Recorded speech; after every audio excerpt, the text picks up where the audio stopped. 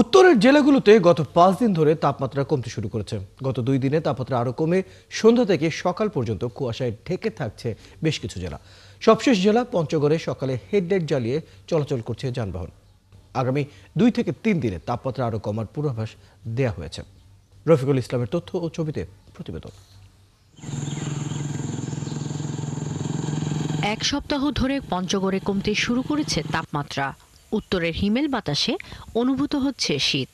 সন্ধ্যা থেকে সকাল পর্যন্ত কুয়াশায় ঢেকে থাকছে গোটা জেলা। সকালে হেডলাইট জ্বালিয়ে চলাচল করছে যানবাহন। এলাকার লোকজন বলছেন, আগামী কয়েকদিনের মধ্যে শীত আরও বাড়ার পূর্বাভাস তারা পাচ্ছেন। পাতলা কাঁথা নিয়ে এখন খোলায় না, বুঝলেন? এই যে আদিক দিক দিয়ে ঠান্ডা পড়ছি। আজকে আবহাওয়া দেখা যাচ্ছে যে গাড়িগুলো লাইট চালা চলতেছে। সারাদিনে মনে করেন যে আবহাওয়া বলতেছে অনেক ঠান্ডা লাগতেছে আমাদেরকে।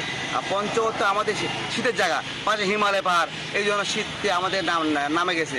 গত কয়েকদিন ধরে পঞ্চগড় জেলায় সন্ধ্যা থেকে সকাল পর্যন্ত শীতের একটা আমেজ লক্ষ্য করা যাচ্ছে। হঠাৎ করে 2-3 দিন পরে যে ঠান্ডাটা নামে গেল, আর আরো 2-3 দিন পর যে আরো কি ঠান্ডাটা নামে আসে সেটা তো আর বলা যায় না। এদিকে তেঁতুলিয়া আবহাওয়া কর্মকর্তা জানান, আগামী 2 থেকে 3 দিন আবহাওয়া এমন থাকলেও শীত আরও তীব্র হবে। এখানে সন্ধ্যার পর থেকেই হিমেল হাওয়ার সাথে ঘন কুয়াশা বিরাজ করে, যা সকাল অবধি বিস্তৃতি থাকে, যার দরুন রাতে তীব্র ঠান্ডা অনুভূত হয়। নভেম্বরের দ্বিতীয় সপ্তাহে এসে তাপমাত্রা দিনে দিনে কমতেছে। আজ সকাল 9টায় এখানে সর্বনিম্ন তাপমাত্রা রেকর্ড করা হয়েছে।